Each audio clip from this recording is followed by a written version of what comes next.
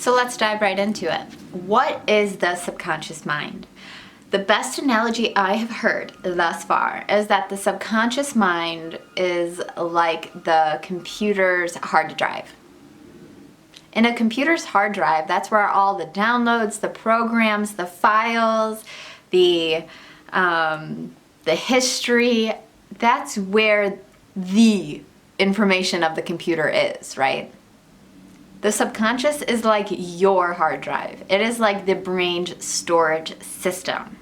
It stores both the positive and the negative memories, habits, tendencies, skills, behaviors, emotions, and belief systems, as well as being in control of regulating body functions, like regulating your heartbeat, regulating your body's temperature, creating new cells. It's in charge of a lot. Imagine if you had to wake up every day and relearn how to tie your shoes or brush your teeth or use the coffee machine or how to drive, right? It would take you 4 hours just to get ready in the morning, having to relearn how to do all of these things every single day. And so your subconscious stores these behaviors and these habits and these skills and these learned things and memories. So let's move on to what it does. So as previously mentioned, its job is to make our life easier, to remember and store all of our habits and belief systems and emotions, blah, blah, blah, everything I just listed, so that we don't have to relearn how to do these things every single day, all the time. So it has these memories of how we've done things in the past so that we don't have to figure out how to do them again.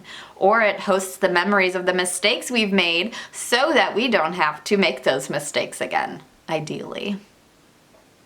But on top of that, it also has the job of keeping us safe. By maintaining our bodily functions properly, our heart rate, our temperature, creating new cells, etc., distributing oxygen where it needs to go, it keeps us safe. By remembering situations in which we were in danger or uncomfortable or that we just generally disliked, we don't have to keep experiencing them in order to realize that they are dangerous or that we don't like them, etc. Thanks, subconscious. By having a belief system that strangers are dangerous, children stay out of a lot of dangerous situations. They stay away from getting lost or going with the wrong person just because they look nice, right? This belief system keeps them safe. These memories, belief systems, emotions, habits, skills, tendencies to us are like programs are to a computer. When we learn them, when we do them, and when we experience them, it is like we are downloading them into our subconscious for the future, so that we don't have to learn and do and experience them again. Windows 10 is running the computer whether you are aware of it or not. What is in your subconscious is governing you, your thoughts, and your actions, whether you are aware of it or not. More often, we do things how we've always done them, in the same ways we've always done them, for the same reasons that we've always done them, and often at the same times of the day that we've always done them. The computer operates via Windows 10. You operate via what is in your subconscious, what you have downloaded or installed through your past. Let's move on to how it works. Well, your subconscious is like your operating system. This is why you can daydream while you're driving and still reach your destination safe and sound. This is why you can think of doing something else or think of something else while you are tying your shoes. You do not need to be very conscious of what you are doing if it is installed within your subconscious mind. If it is a habit, a skill, a tendency, or a belief system that is within your subconscious mind, it happens on autopilot. You do not have to request for it to happen, and you do not need to put very much thought power into making it happen. Like the example of driving. You can sometimes arrive at your destination and not even remember the whole drive because on autopilot, you are able to drive. You have that skill stored within your subconscious mind. Just like if you have a belief system stored within your subconscious mind that you'll never amount to anything or succeed in life, it is going to stop you from taking risks. It is going to stop you from asking for a promotion or a raise. It is going to stop you from starting that dream business of yours, right? This belief system that you are operating on is going to dictate your thoughts. It'll feed you thoughts of you're not worthy, you're not good enough, you'll never be able to do that, who are you kidding, right?